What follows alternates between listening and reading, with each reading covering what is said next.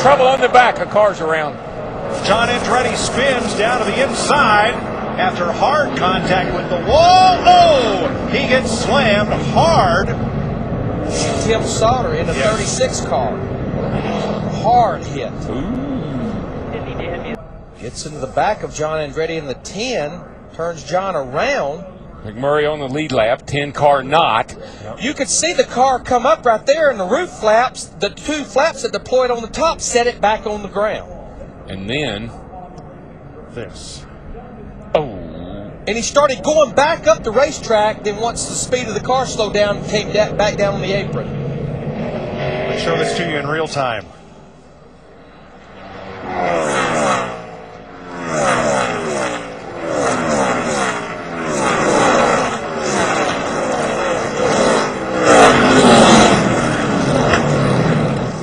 And did you hear that? That was a hard lick. I believe the car that just snuck through on the inside was Kenny Schrader. There it is, Ken. Some of that old bump drafting stuff that we saw at Daytona. Hadn't seen any of it since Daytona, but got very similar results what we saw happen at Daytona. That road gets the car airborne. Now it is Schrader who comes by on the inside and misses Andretti. But Andretti comes down off the bank right in Tim Sauter's path. Darrell, we've talked at length about why these drivers don't all just lift out of the throttle when something happens up ahead. That's Jerry Baxter, his crew chief. Looks like Spencer Gallagher has another truck issue as he came to turn 3 on the last lap. See what happened. Racing alongside Reddick. Cameron Haley on the outside. Oh, just gave Spencer Gallagher a shot in the back end. Looked like Gallagher tried to cover the spot that Haley was committed to. You can see Haley's trying to get to the outside. Watch the back of this truck when he gets air underneath it. Remember, this is already the backup truck for the 23. They had to go to the backup in practice. Speaking of the backup, wow, back of that truck up in the air. You see the roof flap bouncing, but not coming up like it's supposed to. But the nose flaps kept that thing on the ground. And just a little more than 108 miles an hour. Those that have led along. Foster. Oh, the car's sailing through the air, not flipping over, coming back on its wheels, and he's not going to hit a thing, but boy, what a ride for Jimmy. The left rear tire exploded on Foster's car. Just exactly what Bill Weber talked about at the top of the show.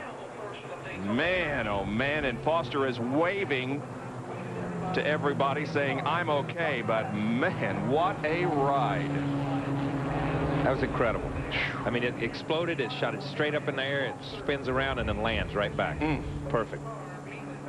And they do not have the roof flaps on these cars because they feel like the speed they're running, they really don't need to go to the expense. They are about $1,200, so rather than put these teams to that expense, they did not. So here is the replay. Watch him as he came off of corner number 4, running second. Watch this, Kyle.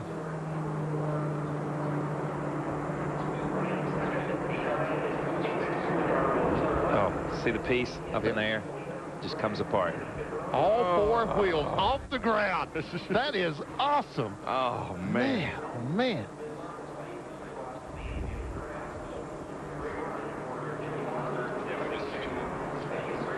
And the car didn't hit a thing. It stopped on the racetrack, actually on the apron, and Jimmy quickly signaled to everybody that he was okay, but boy, his heart must be going pitter-patter. Yeah, right. Here it is from another angle. Look at the air that this thing catches, but comes right back down. And thank God it did that. Because his grandfather would have been hot if he'd have torn up that grass any worse than he did. And it's amazing. It just barely comes back up into the racetrack and then slides right back. No trouble. Allmendinger turned around. Kyle Busch makes contact. More cars involved. Harvick is in it, one of the championship drivers. Lock it down there, Andy. Get it rolling here if you can. McMurray involved. Kyle Busch, Kevin Harvick, second in the championship, starting the day. Front end damage to that 29 car. Watch the top there, the outside, 43 and 9. Yeah, just a big run that they had. They were going extremely fast, but it's just literally the rear wheels start getting picked up, and then that turns you down the racetrack and then the other cars. I mean, it goes back to the thing that the guy behind cannot see. And so Allmendinger was looked like he tried to check up a little bit because there wasn't quite enough room on the outside. And Ambrose just couldn't see that. Yeah, he right there. Yeah, he was probably having to check up just a little bit to keep from running over Joey Logano and Tony Stewart right in front of him. But Marcus Ambrose having no idea, and it just takes a split second of cracking the throttle.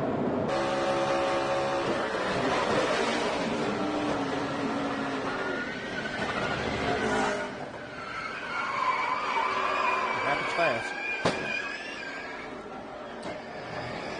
So Kyle Busch, 4th in the championship. Kevin Harvick, 2nd in the championship starting today. And watch Matt Kenseth in that 17 slide through. Just barely. And the good thing there was David Reagan gave Matt Kenseth room to do what he needed. He saw it, even though he was the car behind, he was able to get back, give Matt room, and not run over and push Matt into the rest of the pile. Yeah, that's great reactions for Reagan. You see him just pull right back off the back bumper. From Kevin Harvick. Kevin just a victim of this. He's just mind his own business. Spin. We're in it. It's all beat up. No way for him to avoid that.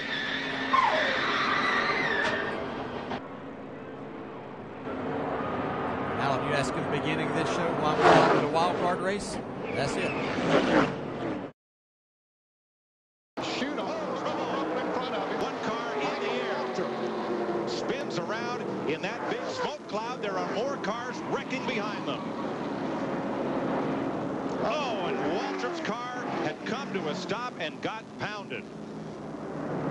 Andy Santerre. Oh, last year's Rookie of the Year from Maine. That's Santerre, number 27.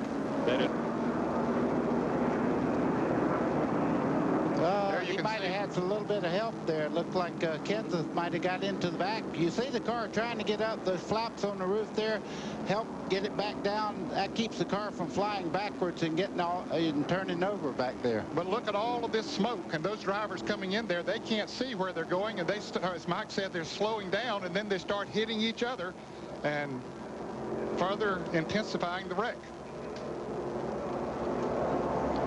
Let's show you a different angle of it. There they're coming off of turn 2, and you can see the yellow car of Kansas, and you see those roof flaps that Buddy mentioned there. Keeps the car down on the ground, but look at all that smoke. Adam Petty gets past. Now Michael Waltrip sitting and looking. Just hoping nobody will hit him. Well, and he knows there's a lot of trouble behind him because he can see them coming. Yeah, he's facing them there. Hillenberg slides by. Now watch, I believe it's Andy Santerre. It is who piles into Waltrip. It's Andy Santerre, and that's how Santerre's leg got injured. And that side-on slide into Michael Waltrip. Let's watch and listen from Elton Sawyer.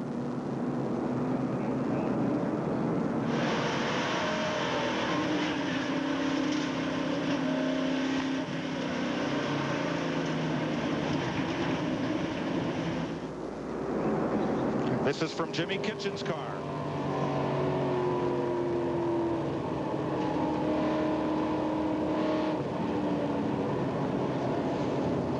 He said, I made it through there, but I'm down on the grass. Another look from the back straightaway. As Matt Kenseth turns Michael Waltrip around, and here they all come. Boy, Ron Hornaday in the 31 just did get by there. And the more cars that start sliding their wheels and creating smoke, the more gets involved in it. You know, Nance, that could have been twice as bad, though. Just now, they have the back straightaway about half paved there. A long time ago, that was all grass on the inside. We're under the first caution of the day for a multi-car crash in the back straightaway. 28 laps are complete here at Daytona. During the break, we've been able to pick up something we didn't see initially. There does not appear to have been contact between Michael Waltrip and the 17 of Matt Kenseth. Okay, let's take a look at as they come off of turn 2. We'll move them forward, and you see the white car of Waltrip right there. And Buddy, as they come off of there, He's already in trouble there. You can see the back of the car coming around. Matt Kenseth right there. He don't even have time to react as Waltrip goes around. Now they make contact, but there was no contact whatsoever. Look at Hornaday there on the inside. Go through the middle of these cars as they're in trouble. And Phil Parsons right behind Hornaday. Snuck past, but there was not contact to start that out between Michael Waltrip and Matt Kenseth. That's a very tricky part of the racetrack, coming off of 2 over there, and it's very easy to get the air taken off of the spoiler and make that back end very light. And the other part you have to remember is in 31 degrees of banking in the corner, when you pop out on that straightaway on the 6 degrees, you don't see what's happening in front of you. He's running Hornaday, and that second pack will catch him. Whoa, Chase Montgomery gets to the side of McMurray. Across the grass, across pit road. Roof flaps put him back on the ground. That car was fixing to take off when those roof flaps deployed. It put him back on the ground. And the best thing they ever did was pave all this right through here. Caution is out. Caution is out. Watch him come through the grass right here. He's going to get into the left rear of Jamie McMurray. This is right through the tri-oval, Darrell. Right in the middle of the tri-oval. Sends him sideways through the grass. Watch this right here. I mean, this is amazing. This car was fixing to take off. Rear wheels off the ground. Roof flaps come up, back down on the ground. Deployed as flaps. And if that, a few years ago, that was all grass right there, and it could have been disastrous, but they paved that, and it's really helped. He just gets a run there. He gets a big run on the 46 car, and he tries to move to the outside and makes contact with Jamie McMurray. Boy, and I tell you, I was looking at the end of pit road there. Thought he was going to catch the end of that wall, but stayed off of it. Now Montgomery is still on the lead lap, and NASCAR will open the pits for a quickie yellow. That means not just lead lap cars, but all cars are eligible to pit as soon as the pits open. And we go back to green. On the screen is Anthony Lazzaro trying to get a good finish on his first battle, but some contact, and Bill Baird, the champion, spins, slams the wall. Lazzaro head on. I think it's C.W. Smith that meets him head on. That indeed is Skip Smith involved in the 28 car. There's Lazzaro's car number 80, the Stan Hoover machine, still sliding on the inside. More cars spinning, and they're still crashing. At least a half a dozen cars involved in an incident here on lap 106, and they're still sliding.